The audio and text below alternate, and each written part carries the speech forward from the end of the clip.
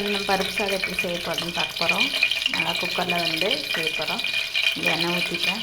தண்ணி ஊற்றுறதுனால சவுண்டு கேட்குது. சவுண்டு கம்மியான சரியில்லை அப்படின்னா என்ன பண்ணுறேன் அப்படின்னா நல்லா எண்ணெய் காய்ஞ்சதுக்கப்புறம் வந்து 2 பெரிய சைஸ் வெங்காயம் எடுத்து வச்சுக்கிறேன்.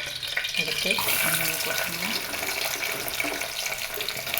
நல்லா சின்ன வெங்காயம் கூட சேர்த்துக்கலாம். நீங்கள் நல்லா பெரிய சைஸ் வெங்காயத்தை போட்டுக்கோங்க. போட்டு நல்லா வணக்கிக்கோங்க.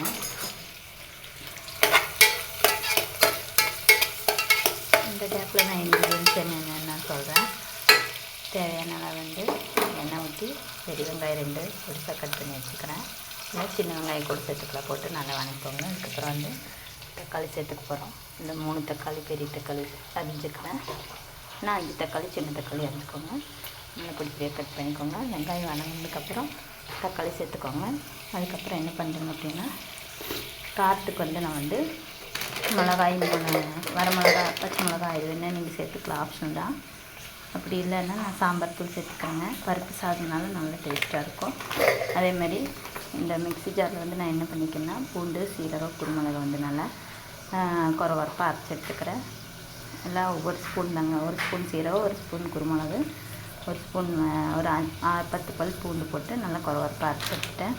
அதுமாதிரி தேங்காயும் வந்து நல்லா வந்து இதேமாதிரி இந்த ஸ்டேஜ் இந்த கன்சிஸ்டன்சிக்கு வந்து தேங்காயும் அரைச்சி எடுத்துக்கோங்க. ஃபினிஷிங் ப்ரெசன்டேஷனுக்கு இது வந்து யூஸ் ஆகும். அதுக்கப்புறம் வந்து 2 டேபிள் ஸ்பூன் வந்து கோகனட் ஆயில் வந்து யூஸ் பண்ணுவோம். அப்புறம் இன்னொன்று என்னென்னா இது பருப்பு அரிசி 3 டம்ளரும் பருப்பு 1 டம்ளர் எடுத்து வச்சுக்கிறோம். அதை வந்து நல்லா ஊற வச்சுக்கிறோம். இதை வந்து நம்ம சேர்க்க போகிறோம். பருப்பு சாதம் எப்படி செய்யணும்னு பார்க்க போகிறோம். நீங்கள் வந்து நல்லா எண்ணெய் காய்ஞ்சதுக்கப்புறம் பெருங்காயத்தூள், கடுகு, கருவேப்பிலை, அப்புறம் ஒரு பச்சை மிளகா, ஒரு வரமிளகாங்க மட்டும் சேர்த்து சாம்பார் தூள் சேர்த்து வெங்காயம் தக்காளி போட்டு வணக்கி தேவையான உப்பு சேர்த்து அரிசி பருப்பு எல்லாம் க்ளீன் பண்ணி அப்படியே போட்டு அதுக்கான தண்ணி ஊற்றி நீங்கள் விசில் விட்டிங்கன்னா போதும்.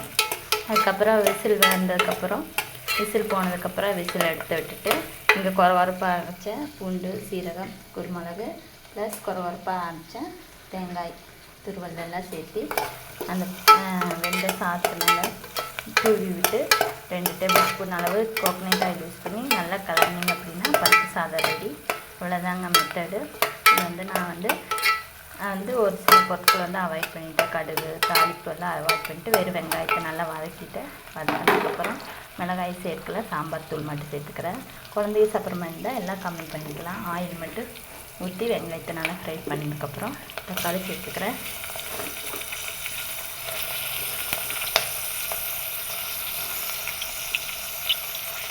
தக்காளி சேர்த்து நல்லா வதக்கிக்கிறேன்.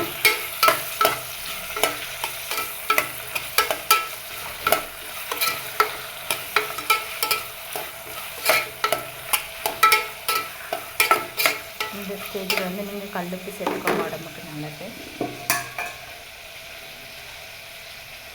இந்த அளவு வந்து நான் கல்லுப்பு சேர்த்துக்கிறேன். அவ்வளோதாங்க.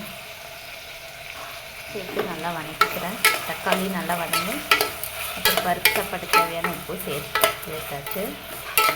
பச்சைலன்னா சேர்த்துக்கலாம். சேர்த்து நல்லா வதக்குங்க.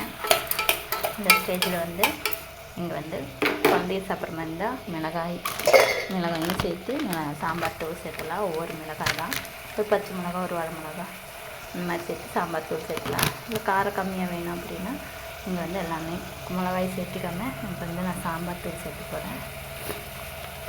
சும்மா காரத்துக்கு தேவையானது மிளகாத்தூள் எதுவுமே சேர்த்துங்க. வெறும் சாம்பார் தூள் மட்டும் தேவையான அளவு சேர்த்துப்போம். அவ்வளோதாங்க. சாம்பார் தூள் ஒரு 2 டேபிள் ஸ்பூன் சேர்த்திக்கிறேன். அவ்வளோதான். போட்டு நல்லா ஃப்ரை பண்ண போகிறோம்.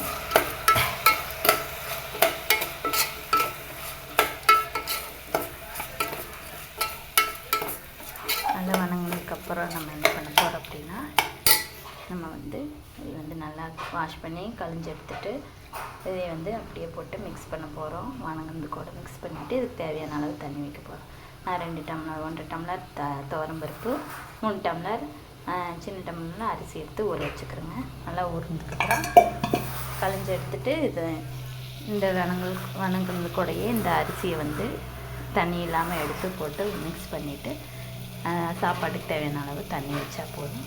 அதுக்கப்புறம் விசில் வந்து நல்லா வந்து சாதம் வெந்ததுக்கப்புறம் இந்த பூண்டு, குருமிளகு, சீரகம் கொரவரப்பு அரைச்சதை மேலால் தூவிட்டு, அதேமாரி இந்த தேங்காய் கொரவரப்பு அரைச்சி இது கூடயே வந்து சாதத்து மேலே வெந்த சாதத்து மேலே விசில் போனதுக்கப்புறம் தூவி தேவையான அளவு தேங்காய் 2 டேபிள் ஸ்பூன் தேங்காய் எண்ணெய் போட்டு நல்லா கிளறினீங்க அப்படின்னா பருப்பு சாதம் ரொம்ப சுவையாக ரெடி. நான் ப்ரெசன்டேஷன் போது காமிக்கிறேங்க. இவ்வளோதான் இன்க்ரீடியன்ட்டு. ட்ரை பண்ணுங்கள் மறக்காமல்.